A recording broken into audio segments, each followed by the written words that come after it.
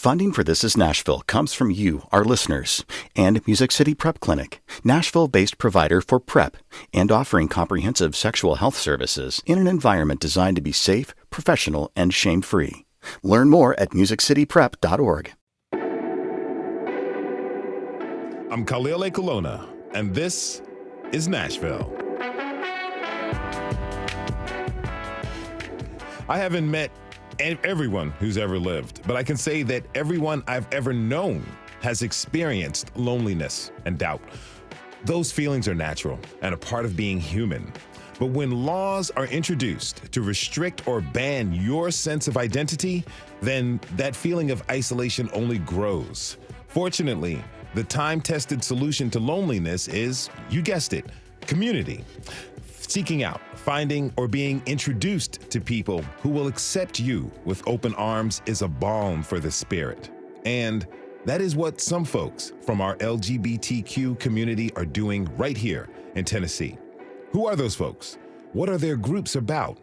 Why did they decide to create a hub for human connections? Later this hour, we'll talk with them about LGBTQ support groups.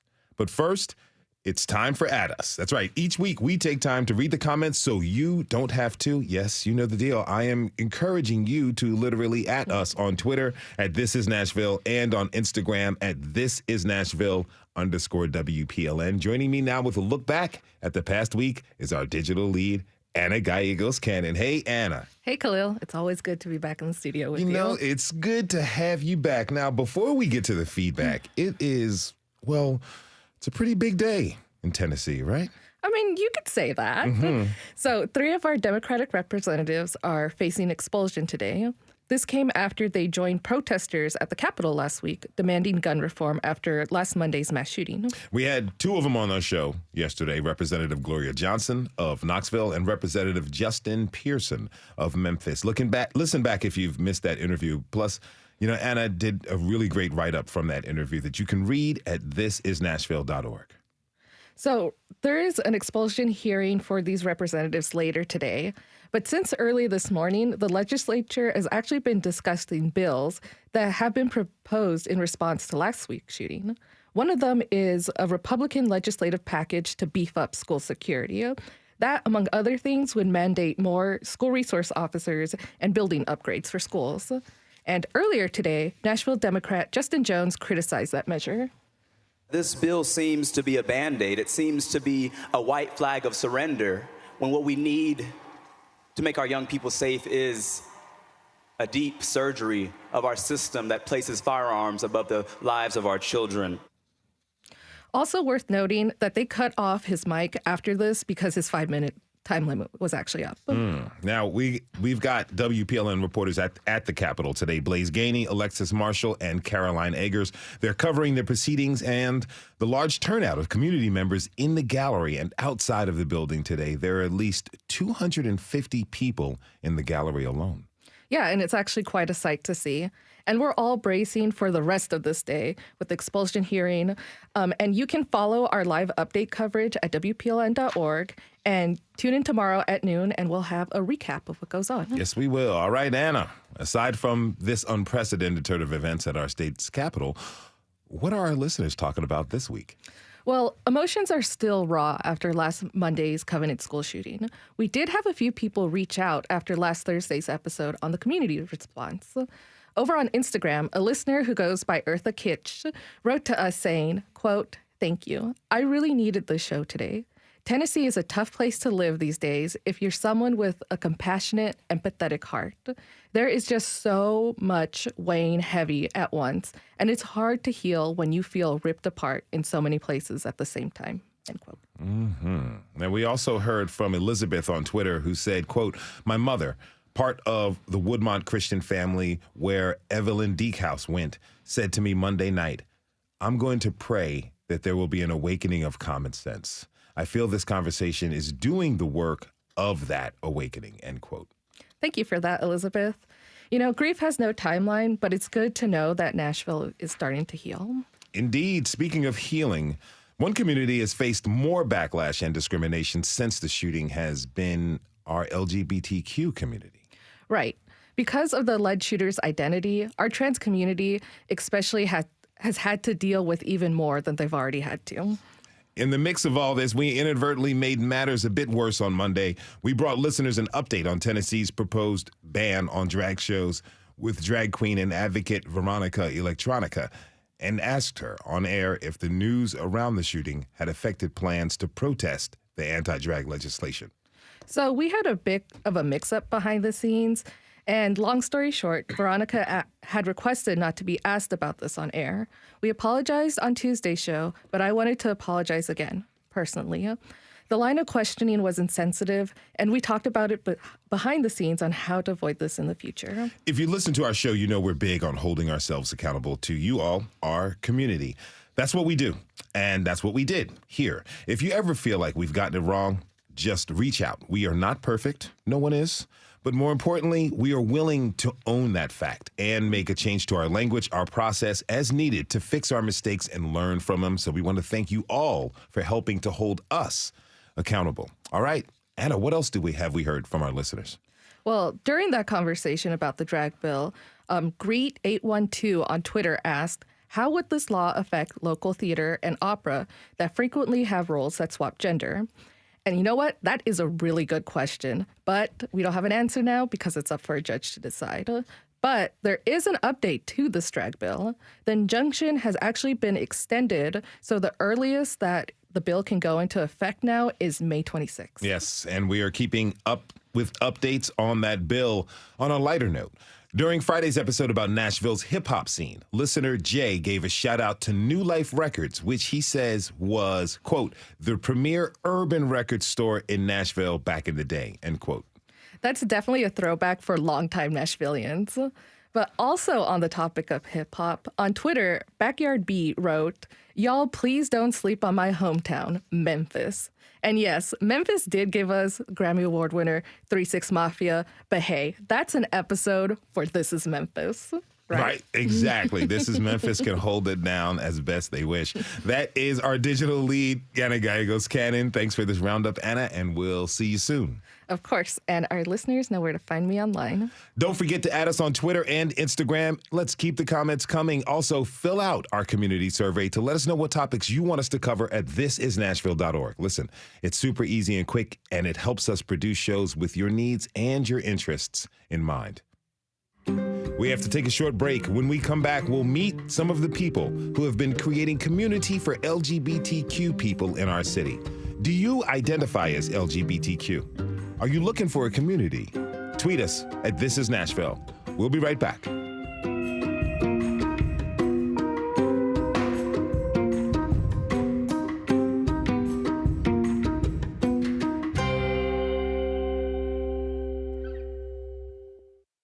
Funding for This Is Nashville comes from you, our listeners, and Music City Prep Clinic, Nashville-based provider for PrEP and offering comprehensive sexual health services in an environment designed to be safe, professional, and shame-free.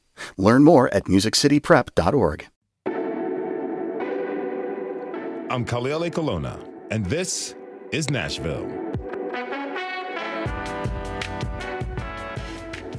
When people are othered, it is an isolating feeling. And many of our LGBTQ community have faced othering their entire lives. In some cases, they are estranged from their own families, friends, and hometowns. This makes finding community vital. Here in Nashville, support groups have emerged to help, and we'll meet some of the organizers later in the hour. But to get a sense of what life was like for people in the LGBTQ community before many of these groups came to be, I'd like to introduce my next guest. John Bridges is a writer who has seen the gathering spaces for LGBTQ folks in our town change over the years, and he joins us now. John, thanks for being here. Welcome. Thank you for having me. Good to be with you. So, you've lived in the Nashville area for some time now. Take us back to the 80s and describe what it was like here for LGBTQ folks. Well, I could take you back to the late 70s. All right. The gay community here, it wasn't really a community. But there were bars, and that's where people gathered. Mostly? It's completely where we gathered. Where else did we have to go? Mm-hmm. And so that was where we gathered. It's where our community was. It just was. And in the 80s, gradually, AIDS hit us. And that really brought us together as a community. It was a terrible thing, but it was a good thing for us as a community. It brought us together. And then gradually, toward the end of the 80s, I started an event called Outrageous. It was a fundraiser for Nashville Cares. And it was a good thing. It brought the whole community, it brought the whole city together in a way. And then in the 90s, the city was more welcoming to us, but we still didn't have a community as such, except for those of us who chose to get together. We tried to have a community center a couple of times. It really didn't work for us. And then it really never has happened really hasn't worked for us. And then in the 2000s, things got a little better, the laws changed and all that stuff. And then, of course, I was afraid when same-sex marriage passed. I said, we better look out because somebody will take it away. And there we are now. But it's a sense of community. We didn't have any organizations like these organizations you're going to be talking to later. Okay, so when we talk about some of the bars and the areas that people hung out in the late 70s, 80s, throughout the 90s, did those places cater to gay men only, or was it open to everyone? Those are basically men places, yeah. Okay. Even back in the 50s and the 60s, there was Juanita's and the Jungles down on Commerce Street. And those were basically all men places. Women could go, but why would they, And women, I believe, I'm not a woman, I don't know, but I believe that women tended to gather in their homes and such. And they were basically all white places, too. And I understand that black people got together in home parties and that kind of thing, too. So they had communities wherever they could get them. But, they were all man places. Oh, well, not exclusively. Nobody's going to stop a woman at the door. Yeah. But why would a woman? But, of course, places like the Warehouse over on Franklin Road, it was a major dance bar. Straight people, everybody went there, because where else were they going to go to dance? It became a sort of center of community for the entire city in a way. Okay. And, dancing is a great way for people to find folks with similar interests. My next guest knows this all too well. Amo Elizabeth is the host of the dance event Dress Code, and Forrest Douglas is the coordinator of Color Query, a bi-weekly art party. Forrest, Amo, thanks for being with us today. Welcome to This is Nashville. Thank you so much. I'm excited to be here. Really great. Thanks for having us. Great to have you both. So, Amo, you've been a part of the LGBTQ dancing and nightlife scene in New York and Los Angeles. Tell us about Dress Code. What can people expect when they show up? Well, Dress Code plays homage to the club kid scene that was really revitalized in New York within the last decade. Obviously, the club kids originally kind of made their mark on the city in the early 90s. What we hoped to accomplish with Dress Code was creating a space similar to the ones founded by the club kids here in Nashville that was accepting of both LGBTQ and BIPOC individuals. And we've had a lot of success with the party so far. We're very proud of what we've made. Now, did you see that there was a lack of spaces here for LGBTQ folks to just cut loose and have a good time? To the point that was made earlier, I think that there are a lot of spaces for gay men here in Nashville. I don't think there are a lot of spaces for specifically queer people. For listeners who aren't familiar with the delineation between the two communities, you can be gay and be queer. Being queer is as much a gender and sexual identity as it is a lifestyle. We wanted to make a space specifically for the queer community where people could come and celebrate themselves, their lives, and their art. Now, Forrest, tell us why you created Color Query. Yeah, it was truly in a response to my loneliness and desire for that idea of chosen family that's so popular in the LGBT community. And I was kind of frustrated by not being able to connect with the community, it felt like. So I thought the best piece of advice was to start the club you wanted to join. So I hit the ground running for 2 months, going out to bars, making every friend I could, adding them on Instagram, and then invited them to an art party. And then we all had such a good time, it became a regular thing. The kind of pitch I give everybody is that Color Query is a space and opportunity for LGBT and queer people to hang out and make art and make friends, you know? That idea of a safe space being the most important part. Now, you know, a lot of people are experiencing a high level of stress, be it pandemic related or because of these new laws that target the queer community. How can art help folks, you know, work through these feelings of stress and worry? It's honestly a healing space where not only we can have conversations with our community while we're there, but we can also step back and just heal for a second. I would say that Color Query, we're not always focusing on all the bad that's around us. We're honestly just connecting and enjoying each other's time while we have it. It's really rare, I feel like, in some cities to have the opportunity to get this many people together and to work on community projects together. You know, we were talking about the queer history of Nashville, and I think that Color Query is just a small little piece of that too. The artwork that we're making has hundreds of LGBT people in Nashville's hands on it, and it's really important. So I think that's what we mostly focus on for the healing, is the work that we're doing and the fact that we're doing it together. Amo, would you say that dance can be healing as well? Yeah, I think so. I think more so than the action of dancing, what our space provides is just community, much like the space that Forest has created. We celebrate dancing, obviously, but much like the club kids of the 90s, our space is more so dedicated to creating a space where people can come and dress in unique or eclectic outfits that really showcase who they are. And that was the goal of Dress Code.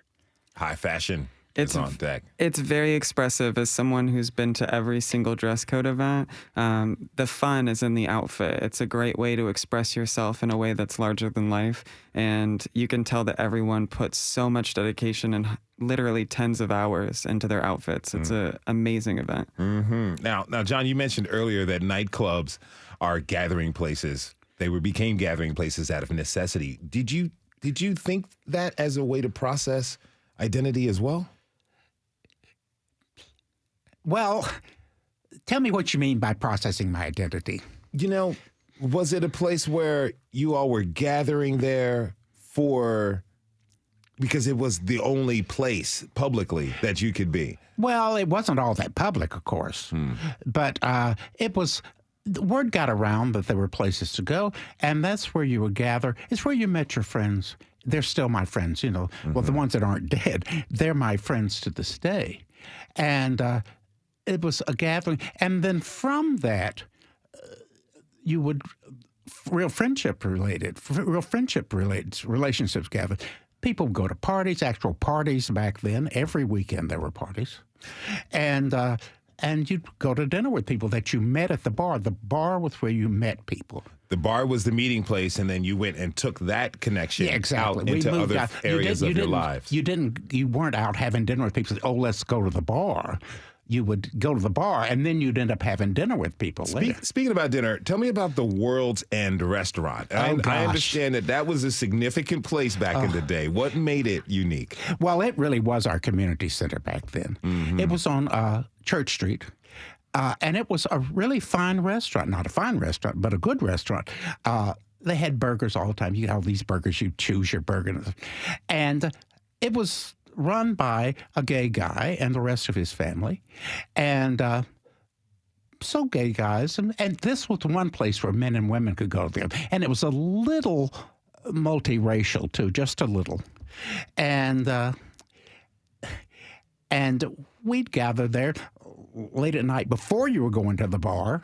Okay. But I worked at the Tennessean. I'd file my reviews, and I'd go to World's End, and then I'd go to the bar. You know, it was a lot later night back then than it is now, I think. But anyhow, on Wednesdays at World's End, and this is one of my happiest memories, a bunch of guys, a bunch of friends of mine, would sit at the front table, and we'd call it the bridge table, call it bridge night. And there weren't any cards involved, just the bridge table. And so, and it grew and grew. And Wednesday night at World's End grew into a major thing. It was just packed every Wednesday night. Mm-hmm.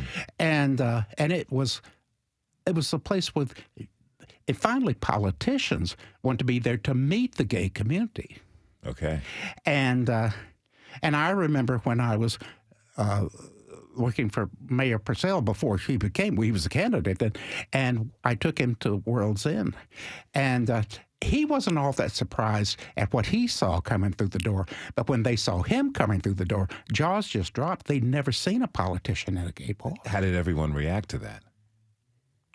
Mouths were just open, duh. Were they accepting of him? Did they gosh, appreciate him showing up? Well, he was soliciting their votes, of course. Well, yeah. So, but they were amazed to see him.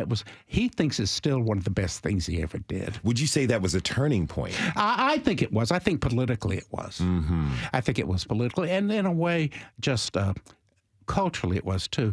But it was a very important moment, I think. And then all the other candidates wanted to go there too. I would say, well, I'm not working for you. You can get there on your own. That's right. But it was a wonderful place. Mm-hmm. And eventually, I don't know exactly why it went away, but restaurants come and go. Yeah, and that's what's happening here. If you're just tuning in, this is Nashville, and I'm your host, Khalil Ekulona. We're talking this hour about support groups and gathering spaces for the LGBTQ community in our city. Join the conversation by tweeting us at This Is Nashville. Now, Amo, you said that your event dress code is all about fashion. I got to ask you this. Drag is a very vital part of fashion culture. I mean, some of the most ornate costumes and fits, as the kids say, I've seen have been at drag shows. The state's proposed these drag restrictions. They've been temporarily blocked, but tell me, has that changed anything for you and how you're approaching dress code? Well, the interesting thing about dress code is that it really reveals to us as a community how ridiculous these drag bands really are. We have people showing up in these exaggerated looks, and it makes you really question, where does a look start and or a look end and drag begin? For us, we obviously really prioritize the safety of our community, but we also prioritize compensating our performers. So we are having a lot of my co-founder and co-coordinator and I, Jacob Moore, are having a lot of conversations about how we can both maintain the safety of the space and also make sure that we're still allowed to compensate our performers for the work that they do. What considerations are you taking in terms of making the space safe for the performers and all the patrons and people who come to watch? Well, a lot of that is the venues that we're choosing. In the past, we have worked in a lot of really exciting warehouse spaces. We've worked in hotels.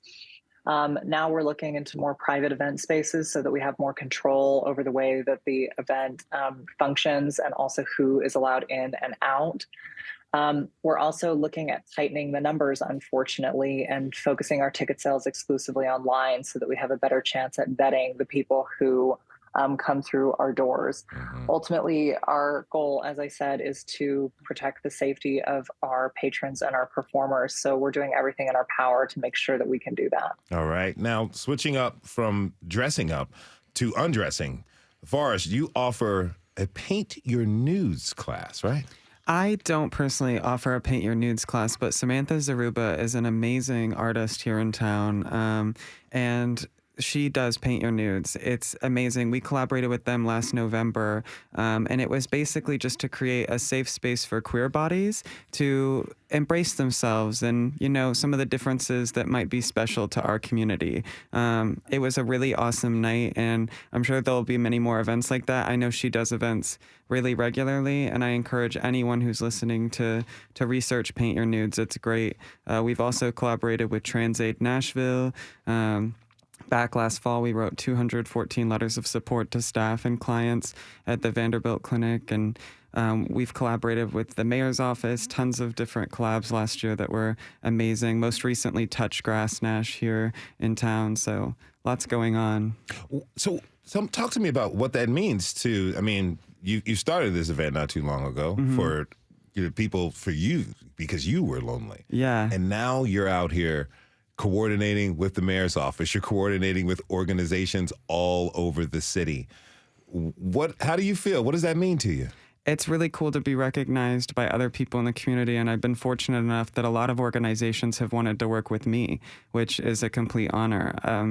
For about 50% of the opportunities that I've had, they've come to my door, and I've just been a yes man, you know? I think the more spaces and opportunities we have to gather, the better. And so for anyone that's been interested, I've just said, yeah, what can we do? Color query is incredibly versatile and can pretty much happen anywhere at any time. So I'll take any excuse. We collaborated with the Zeitgeist Art Gallery and Femme Art Gallery last year. They were throwing exhibitions highlighting queer artists, and there was so much talent there. And so we had an event where we practiced 3D artwork, you know, taking a canvas, a very 2D surface, and playing with that structure. And there's just been so many fun and creative opportunities to collaborate. What does that tell you about the city and the fact that here we have the state with these proposed laws, some feel are draconian and backwards, but the city and organizations are reaching out to you? Well, that's the thing is what you see online, it can all be really negative and focus on the bad, but on the ground, there's a lot of really heartful people that want to connect and want to create these spaces, and they understand how important it is. So I think it says amazing things about Nashville. I haven't had any struggles communicating the desires of color query to make art and make friends. Everybody's been incredibly fruitful with the opportunities and volunteering their efforts, making sure that we have art supplies. The community supplies all of our food, our drinks, our paint supplies, our collage supplies. We collaborate and work together. Turnip Green Creative Reuse is a great resource for getting recycled art materials. So, you know, you're considering your carbon footprint and e-waste at the same time. We're all working together to just make Nashville a little bit of a better place, and that's the energy that I think is being created. Now, John, we're seeing all of these new events and these new organizations pop up. How would you say the scene has changed for the better over the years? Well, I will say a way that I think the community has changed, maybe not for the best for me, because the bars have basically gone away. Everybody's on their cell phones and stuff now. So it's hard to go out and meet somebody and make them your friends. It's not like it used to be. I hope that the community has its act together, and I love all these organizations, but I think we have to remember that under all this duress we're going through now, it's being subjected on us, it's time for us to just stick together and be a stronger community than we've been before. It's sort of like the AIDS crisis back again. It's a terror that brought us together, and that terror brings us together now, I think. Now, you were talking about, you know, the community getting their act together. You're an older member of the community. Yeah. Do you feel like there is a good connection between younger members of the LGBTQ community and the older generations? No, I don't. I really don't. What can be done to enhance, improve, and fortify that relationship? Well, I would hope that maybe there could be some sort of mentoring program out there. I wish that older guys would be interested in having contact with younger gay guys. Everybody think, oh, that's something creepy going on. It may be. It's not creepy on my part. And that younger guys might have an interest. And younger women would have relationships with older women. It's not a sexual thing particularly. It's just valuing each side, valuing the other side's knowledge, the energy the younger people bring, and the knowledge that older people bring. I wish that we were tighter now, but no, I don't see it at all. I really don't. All right, hopefully. I hate to be depressing, but that's where I am about it. I agree. Yeah. I do agree, actually. And it's not just in the social spaces, it's in the dating spaces. I mean, there is a disconnect and kind of an ageism in the LGBT community. And I think the best thing that we could do is remind ourselves that these older LGBT people have had experiences that are really important, and there's so much we can learn. I agree a mentorship program or something would be really cool, because there are even younger people like me who love the idea of connecting with an older LGBT person and seeing, what conversations can be had together. Well, when I was a younger gay guy, there really was this sort of life in which older gay guys would meet younger gay guys, and they would sort of train us how to be gay, really. And it really did exist back then. I don't think it exists anymore. Amo, would you like to weigh in? Yeah, it's actually very sad to hear this specifically coming from members of the gay community, because as a member of the trans community here in Nashville, we have such a healthy network of mentorship and camaraderie. And I wonder how much of that is based in the fact that, our community alongside the queer community, or I guess within the queer community, is really in survival mode right now. We've had to band together to access resources and to navigate new legislation. So it makes me sad to hear that that experience is not being mirrored in other communities adjacent to ours, because it has been such a healing and special experience for me to be mentored by older trans women here in Nashville. We're going to have to end it there. I want to thank my guests, John Bridges, Amo Elizabeth, and Forrest Douglas, for being with us today. Really appreciate this conversation. Thank you all. Thank you. Thank you Thank so you. much. We have to take a short break. When we come back, we'll learn how people are finding community through shared interests. Where do you find queer community? Just tweet us at This Is Nashville. We'll be right back.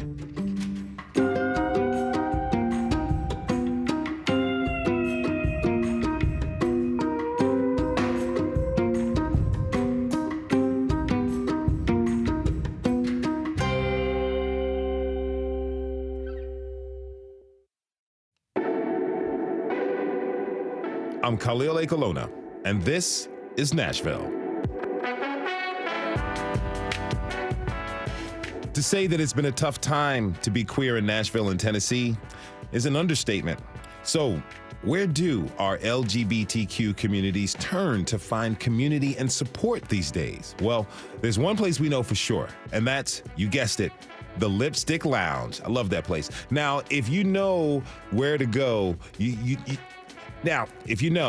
just go there, and it's not just a bar for queer folks, but it is one night a week. It's dedicated to featuring queer musicians. Our technical director, Michaela Elias, went on a recent Tuesday night to see what the Rainbow Collective is all about.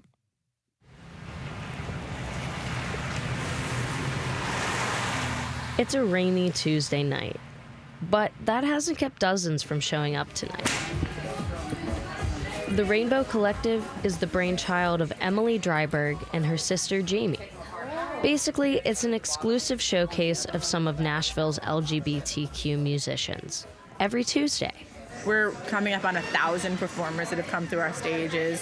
Some very significant, some people who this is the only space they have to play. And it's just been, honestly, overwhelmingly, I can't even process how amazing it is.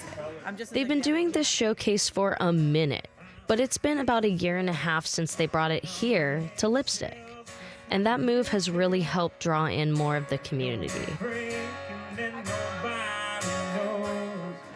One of the reasons I love playing the Rainbow shows so much here at Lipstick Lounge is just that I so rarely get to interact with any type of queer community. I have found an incredible community. As I said again, all flavors, sizes, everything that you can imagine in this Experiencing world. music was being with my friends, was being around people who kind of all felt like misfits. The community aspect of music making is everything. Those were singer-songwriters Brian Ruby, Cindy Alter, and Liv Lombardi. And especially right now in our city and state, fostering that feeling of security for this community means a lot. There seems like there's a lot more on the line, a lot more at stake, and that it's even more important to find people that can really lift you up. That's Grammy-nominated artist Olivia Rudine, and fellow artist Eitan Snyder says he agrees. in the way Nashville works, you kind of need each other to all kind of go up together. And especially something like this is really like, it feels very communal in a lot of ways. This is exactly what Jamie Dryberg and her sister were going for with this showcase. They wanted to give queer musicians a space. And what better place than the lesbian church that is Lipstick Lounge, right?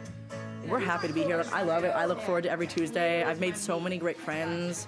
I had a few friends who are artists who recently got engaged and met here, and I'm like, that's what we're here for, right? I kind of feel like if somebody isn't already creating those spaces, why not just create them? One more time. Hey, hey, freedom girl. Hey, hey, freedom girl. My next guests provide safe spaces for connection like this, too. Tessa Loftus is the coordinator of Queer Book Club, and Ashley Espinoza helps run the group Outdoor Queers. Tessa, Ashley, thanks for being here. Welcome to This is Nashville. Thanks for having us. Thank you so much. This is really great. You know, your groups, they're kind of niche and specific for folks who, love an activity, but when they want to share that love with people kind of like them. Tessa, tell me, why did you start Queer Book Club? So growing up, I was always an avid reader, and I think that I always found kind of companionship through books. And I kind of wanted to bring that idea into the queer community and be able to make friends who are also readers and who kind of want to read about those queer experiences through history and read books by queer authors and support them. So I think that it has been really fruitful and really amazing to be able to read about other people's queer experiences and kind of get outside of ourselves and what's happening in our lives. Well, tell us, what were the first few meetings like? The first few meetings were just at my house. It was mostly my good friends, and then a couple people found out about it through them. So kind of just friends of friends. And then it quickly snowballed from there. Well, now, what kind of books do you all read together? We've read everything. I started with Audre Lorde, so we kind of started with more serious queer theory type of things. But lately, I've been focusing more on queer joy and just really dumb rom-coms, just fun books. And I think that's probably what I'm going to focus on, for the next few months while life is so hard right now. I understand that. Now, Ashley, I understand that you moved to Nashville during the pandemic. What was it like for you to find community the first year you were here? I think it was really hard in the beginning. I actually moved through a random coincidence. I got fired, obviously.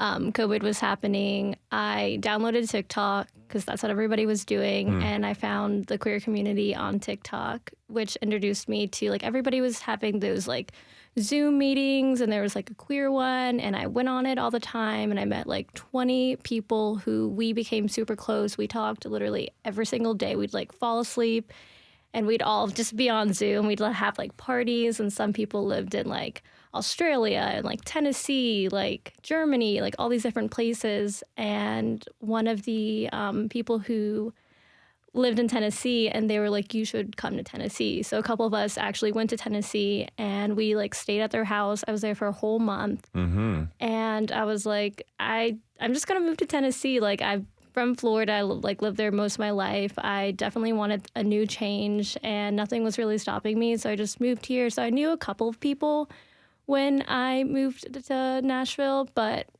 after that, it was just I found community. There's a group on Facebook, and I, of course, went to Lipstick and met some friends at Lipstick, and we've been friends ever since. So just finding community and just looking at community groups that I could connect to other people to meet mutual friends and stuff. Okay, so tell me, you got out here, you took this chance, you moved to Nashville, you started meeting some people in the community. When did you get the idea to start, Outdoorsy Queers, this outdoors group for queer folks? So I have another person who runs this group. Her name is Sarah, and I met her a little after I moved here, and she also runs another queer group as well. So I started climbing last year, and I've met a lot of people through climbing. So I had like a little group of climbers that we would like make plans and do all this stuff. And when I found out that Sarah had been climbing, I reached out to her and I was like, you should come climbing with us. And she was like, we should start an outdoorsy group. And I was like, I'm definitely down to do that. So she made a post on her Instagram and was like, who wants to be involved in this? And of course I reached out to her. And we all love doing outdoor things like picnics and like going on trails. So we wanted to create a group that we could all do that within the community. So already finding a small community has created this opportunity for you to make more, larger communities. Yes, I've definitely made a lot of friends and a lot of connections, like within doing just like a couple of things with Outdoorsy Queers.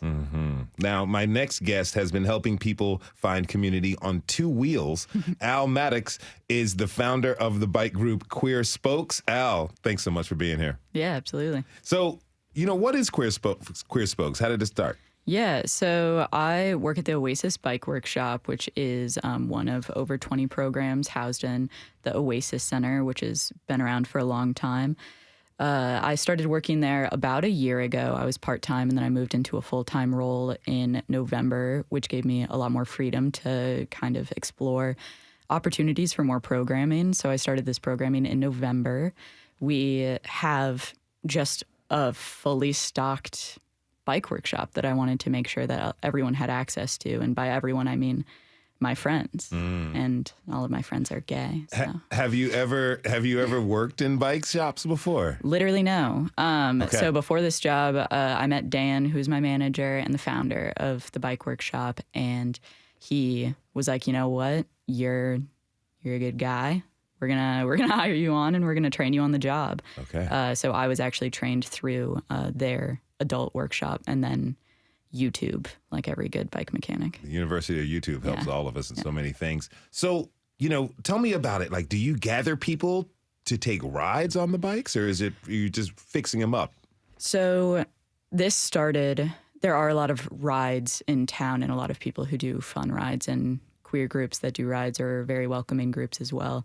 So I wanted to focus on specifically giving people access to these expensive tools. So it's a huge input on the capital side of being able to afford these tools, and people don't have access to them. Going to a bike shop is expensive. So just trying to make it as accessible as possible while also having it in community and making sure that people feel welcome to approach this even with no experience. What have people told you about what it means to them to be a part of this group? I think what is very cool and why it was important for me to start this as well was because I've been working previously in a lot of male-dominated fields, and cycling and mechanics in general are viewed as one of those. And being able to come into a group where kind of that first topic isn't ever like, oh, what are you? As a lot of queer people face coming into straight cis spaces, and having that not be a hurdle, coming in and being like, cool, that's your name, those are your pronouns, let's look at your bike. And everyone having kind of like that shared experience that doesn't need to be the focus of every conversation that we're having together. If you're just tuning in, this is Nashville, and I'm your host, Khalil Ekulona. We're talking this hour about how our queer communities are finding support with Tessa Loftus, Ashley Espinoza, and Al Maddox. Join the conversation by tweeting us at This Is Nashville. Now, you all have created these spaces for people who want to find new friends. Tessa, how can someone who's new to the city find folks with similar interests? I think there are a lot of ways. I think finding groups just like this is definitely incredible. I think that a lot of people have found my group just through Instagram. And I think social media has definitely been a blessing as far as finding community, even though it can sometimes not be the best thing. What do you mean? I think the toxicity? Sorry, what was that? You said, it can be very toxic. And I think that it is very easy to only look at all of the negative news and everything that's happening on social media. But I definitely think that it's a great way to find people with similar interests. How do you all block that out? You know, this toxicity that is rampant in social media and seems like in all corners of social media. You know, Ashley, do you have a kind of a no phone policy? I mean, you are all out there hiking anyway. You don't want to be on your phone in the first place, right? No, yeah. We don't have a no phone policy. We just kind of just like, I mean, obviously, like, we're on our phones. We're all like communicating with each other and all that stuff. But as long as we're like together and like talking about things that we enjoy talking about and just like being together as a community, I think that like sometimes overturns like what's actually happening sometimes. Do people ever feel worried or anxious about going out on nature adventures by themselves? Oh, for sure. There's so many possibilities of things that can happen, which is why we have brought it to where we all do it together, especially like going on trails by yourself. If you're unsure of like, if it's a really long trail, like, are people going to be there? And like, you just never really know what's going to happen sometimes. Like, so it's really important to like, you know, some people like bring their dogs, bring a friend, just like to have community and be together in a huge group is something that's really important. Mm-hmm. Now, Tessa, tell us, why is it so important to you to help provide this access to other people who may be looking for community? I kind of like to think of my group as a queer group for introverts. And so I think it's kind of this niche that I've carved out in a way. I think it's really important for queer people who maybe don't want to go to the bigger events and go dancing or go to Pride or, you know, other things like that are very important, but can sometimes be a little bit draining if you're more of an introvert. So I think creating more niche interest groups for this community is allowing more people to become a part of it. Now, Al, you know, we were talking earlier before the break about the nightlife and how so many of the events kind of focused and featured around that. But what everyone else here is doing is, these are like healthy events. You're feeding your mind by reading. You're going out, experiencing nature by hiking. And you're actually getting exercise and training your mind with your bike group. How important is it to have a delineation of those specific things that are away from partying and alcohol and the consumption of substances, to express oneself? Yeah, I think specifically with Queer Spokes, it was just kind of happenstance that there is that line between these two activities. I mean, there's so many queer events during the week that I always want to go to. But I don't want to stay out until 10 p.m. or later. So I'm happy to have and hold a space that people can just come right after work, kind of hang out, decompress, and enjoy each other's company, and also create some transferable skills. I always say on our posts, you know, bring a bike or don't, you know, just come and hang out and see what everyone's doing, catch up with folks you know, or you know, tinkering and problem solving is always something that can go a long way. So what would you say to somebody? What do you want to say to your fellow queer community members who might be listening out there right now? Yeah, I mean, I think that creating these sustainable practices, these groups that can go a really long way, you're holding each other accountable for being there for one another. And I think that that's really important. What can people, let me ask this of you, Ashley. What can people who aren't LGBTQ, what can they learn by having others come and understand and accept them? I think that they can learn probably like, we, of course, like accept allies and all this stuff too. I think they learn about like our community and like what we're going through and like what we're fighting for and like what's actually going on in the real world versus like they may not know too many things, or like they may not know about pronouns or like transitioning and all that stuff, and like we can teach them and show them and like what's actually going on, and they're like, I have questions, like what can we do to help? We're there to show them what they can do to help their community. Now, you know, Tessa, John Bridges earlier, he spoke at the end of our conversation. We talked about the generation gap there. What can be done to kind of close this generation gap? We got about 30 seconds left. I honestly think that's a great idea. And I actually, having a book club has really provided a space for older members of the LGBTQ to come. I've had people bring their mom. I've had, people bring older members of the community or just allies who wouldn't want to go out clubbing until 2 a.m. but love book clubs. So I think creating spaces like that aren't necessarily focused on partying and nightlife, I think that will really help bridge that gap. I want to thank all of my guests for joining us. Al Maddox, the founder of Queer Spokes, Tessa Loftus, the coordinator of Queer Book Club, and Ashley Espinoza, who's with Outdoorsy Queers. Again, thank you all for being here. Really appreciate it. Thank you for tuning in this hour. Tomorrow, we'll learn about the experiences of refugee women who resettle here in Middle Tennessee.